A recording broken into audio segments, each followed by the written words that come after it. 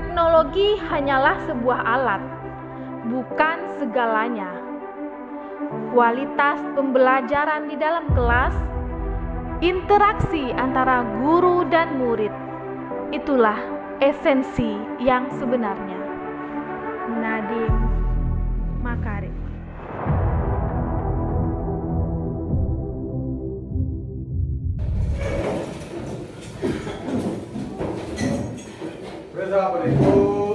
Assalamualaikum warahmatullahi wabarakatuh.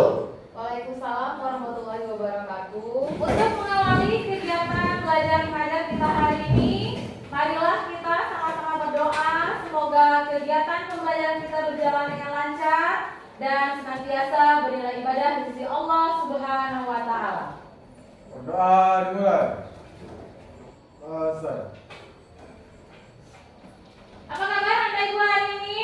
Baik. Alhamdulillah, pada kesempatan hari ini kita masih diberi kesehatan oleh Allah Subhanahu wa taala sehingga kita semua bisa datang ke sekolah dalam keadaan sehat walafiat. Baiklah Anda semua, sebelum belajar kita cek dulu kehadiran Anda.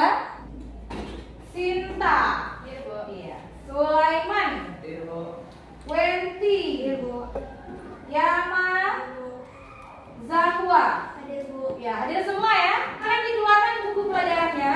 Hari Senin kemarin kita sudah belajar mengenai makanan dan zat-zat makanan. Ada yang masih ingat? Apa fungsi dari karbohidrat? Iya, Laila. Sebagai sumber energi, biasanya juga berfungsi untuk proses metabolisme tubuh. Iya, tepat sekali. Contoh makanan yang mengandung protein. Diana? Telur, tempe, tahu, kedelai, udang, dan jeruk. Bagus sekali. Ada makanan yang mengandung karbohidrat, protein, lemak. Di antara makanan tersebut, jika kita mengkonsumsinya terlalu banyak atau terlalu sedikit, apa akibatnya bagi tubuh kita? Yang jelas Bisa menyebabkan ketidakseimbangan kebutuhan gizi, bisa menyebabkan obesitas dan kekurangan berat badan, berakibat pada penyakit tertentu. iya, bagus sekali.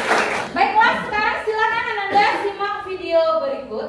4 sehat adalah makanan yang mengandung 4 nutrisi, yaitu makanan pokok, lauk pauk, sayur-sayuran, dan buah-buahan. Dari video yang Anda lihat tadi, tentunya kita pernah mengkonsumsi makanan-makanan yang sudah disebutkan dalam video tadi. Tadi pagi sarapannya pakai apa, Cahyono? Gado-gado. Gado-gado boleh. Tidak, pakai apa tadi? Nasi goreng boleh. Dan apa yang kita rasakan ketika kita tidak sarapan? Apa yang kita rasakan di tubuh kita? Ya, Doni. Tubuh lemas, lapar, dan tidak bertenaga. Ya, lemas, tidak bertenaga. Jadi di antara zat makanan tersebut ada yang memberikan kita tenaga. Contohnya, makanan yang dimakan oleh Cahyono ketika sarapan tadi. Apa saja gizi yang terdapat dalam gado-gado? Ya, Wenti? Kandungan nutrisi yang terdapat dalam gado-gado ada lontong sebagai karbohidrat, telur yang mengandung protein, serta terdapat juga sayur. Iya, bagus sekali. Jadi ada lontongnya yang mengandung karbohidrat, ada telur mengandung protein. Dari mana Anda tahu kalau lontong nasi itu mengandung karbohidrat? Dari buku, Bu, ketika belajar dulu sudah pernah dipelajari. Iya, jadi karena hari Senin kemarin kita sudah belajar makanan dan zat-zat makanan, Anda tentu tahu ternyata telur itu mengandung protein. Jadi untuk membuktikan bahwa benar apa tidak makanan tersebut mengandung protein atau karbohidrat, maka hari ini kita akan melakukan praktikum uji makanan. Adapun tujuan pembelajaran kita hari ini, yang pertama, setelah praktikum dan pembelajaran ini nanti, diharapkan Anda mampu menganalisis bahan makanan berdasarkan zat-zat yang terdapat di dalam makanan. Anda semua diharapkan mampu menganalisis manfaat dari setiap zat-zat makanan tersebut bagi tubuh kita. Setelah itu, diharapkan juga Anda mampu merancang proyek. Kita akan melakukan sebuah uji makanan dan nanti hasil tersebut Anda mampu menyajikannya di depan kelas. Paham? Paham. Begitu kita akan belajar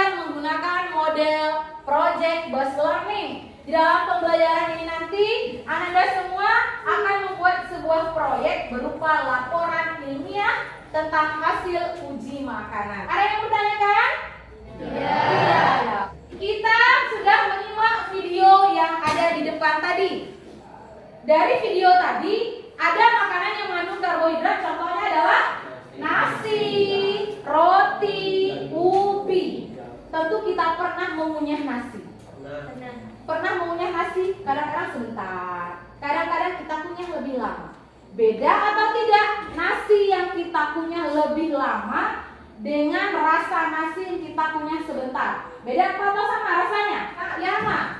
Beda, karena nasi yang dikunyah lebih lama itu gimana? Iya, Kak Yana.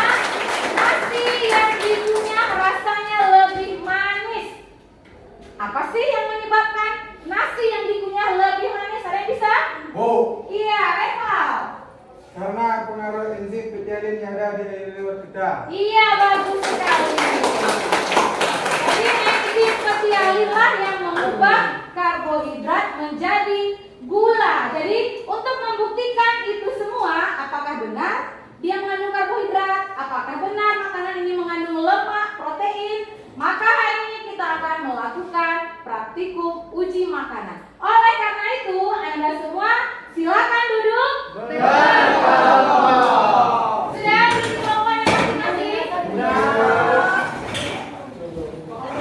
Kalau sudah, Anda dipersilakan untuk merancang proyek untuk uji zat makanan. Untuk merancang proyek tersebut, Anda harus membuat langkah kerja dari praktikum kita hari ini.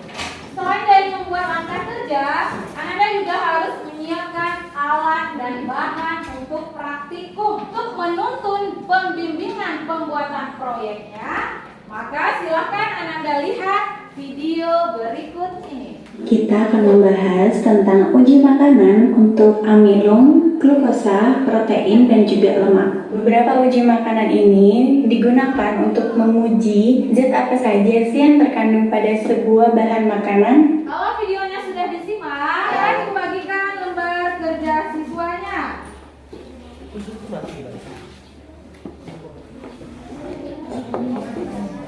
Dan tugas yang pertama adalah setelah Anda menyiapkan alat dan bahan, sekarang tulis langkah kerja yang akan dilakukan di lembar kerja siswa.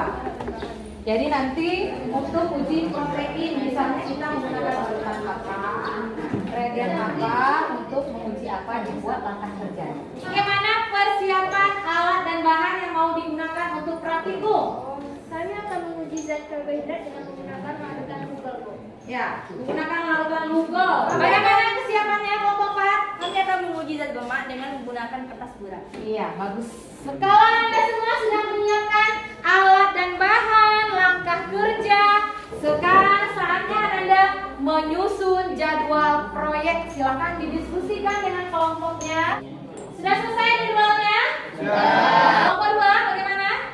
Setelah menyusun jadwal praktikum, jadi perancangannya 15 menit, praktikumnya 30 menit, dan laporannya 15 menit. Ya. Berarti sudah siap semua ya? Alat, bahan, langkah kerja, penjadwalannya sudah selesai. Silakan Anda semua memulai praktikum.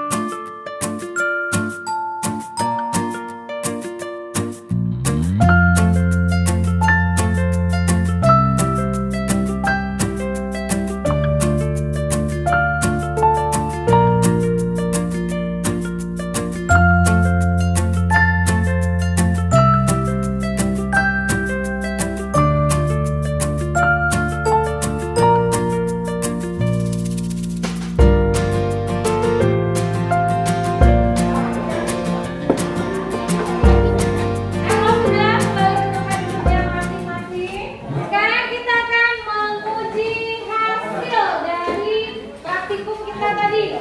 Nanti akan bergantian kelompok 1, 2, 3, dan 4 akan mempresentasikan hasil uji makanannya. Sudah siap? Sudah.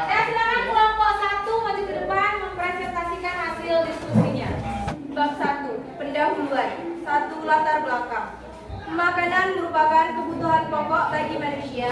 Tubuh manusia memperoleh tenaga dan energi dari makanan. Alat dan bahan. Alat: rak tabung reaksi, pelet tetes, gelas beker 500 ml. Hasil pengamatan. Jenis makanan: margarin. Warna yang dihasilkan meninggalkan noda transparan, artinya mengandung lemak. Roti. Warna yang dihasilkan meninggalkan noda transparan, artinya mengandung lemak. Pisang. Warna yang dihasilkan hanya sedikit meninggalkan noda transparan, artinya hanya sedikit lemak. Tempe. Warna yang dihasilkan tidak meninggalkan noda transparan, artinya tidak mengandung lemak. Kemiri. Warna yang dihasilkan tidak meninggalkan noda transparan, artinya tidak mengandung lemak. Putih telur. Warna yang dihasilkan tidak meninggalkan noda transparan, artinya tidak mengandung lemak. Pertanyaan: berdasarkan data tersebut, jenis bahan makanan apa yang mengandung lemak? Bahan makanan yang mengandung lemak seperti margarin dan roti. Bab 4. Penutup.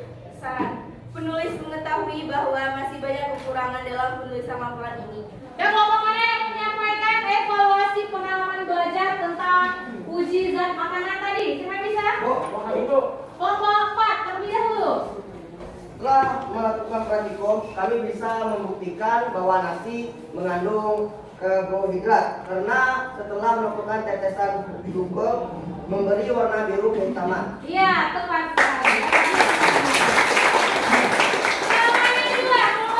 Kelompok 2, Eka. Jadi setelah melakukan praktikum tadi, kita dapat membuktikan bahwa roti itu mengandung glukosa karena setelah meneteskan benedik berubah warnanya menjadi warna merah bata. Iya. Protein juga dapat dibuktikan dengan meneteskan biuret yang akhirnya merubah warnanya menjadi ungu. Iya. Pertama, makanan yang diperlukan adalah makanan yang mengandung zat karbohidrat. Zat makanan yang kedua yang juga diperlukan oleh tubuh adalah protein. Ya. Makanan yang mengandung karbohidrat tadi contohnya adalah nasi, roti, yang ketika diuji menggunakan larutan glukol akan memberi warna biru kehitaman. Ada yang bertanya lagi? Tidak ada? Kalau tidak ada, siapa yang bisa membantu memberikan kesimpulan? Kesimpulan yang ketiga. Ya, kelompok 3 boleh? Wendy. Untuk menguji makanan yang mengandung gula, maka kita menggunakan benedik. Jika zat makanan tersebut berubah menjadi warna merah bata, maka makanan tersebut mengandung gula atau glukosa, contohnya roti. Manfaat glukosa adalah sebagai bahan bakar metabolik utama. Iya, bagus sekali. Yang tadi kesimpulan yang tepat, kelompok 4, Sinta. Untuk menguji makanan yang mengandung lemak, maka kita perlu menggunakan kertas buram. Jika kertas tersebut berubah menjadi transparan, berarti makanan tersebut mengandung lemak. Contohnya seperti margarin. Adapun norma lemak yaitu sebagai sumber energi terbesar di tubuh kita. Ya, betul. Untuk evaluasi, sebelumnya silakan Anda merapikan tempat duduknya kembali ke posisinya masing-masing. Untuk evaluasi memberikan waktu 5 menit.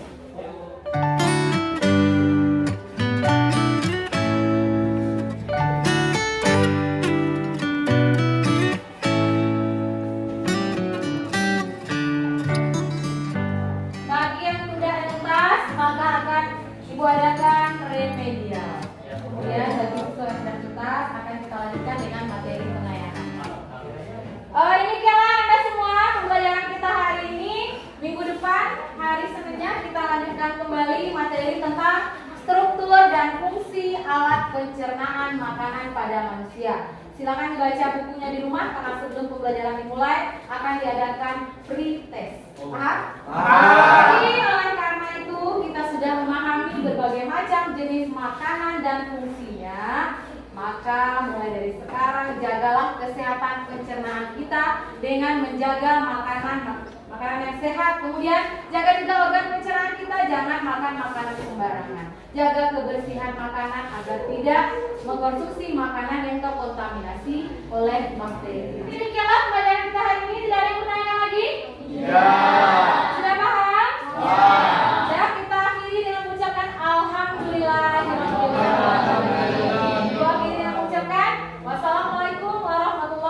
wabarakatuh. Waalaikumsalam warahmatullahi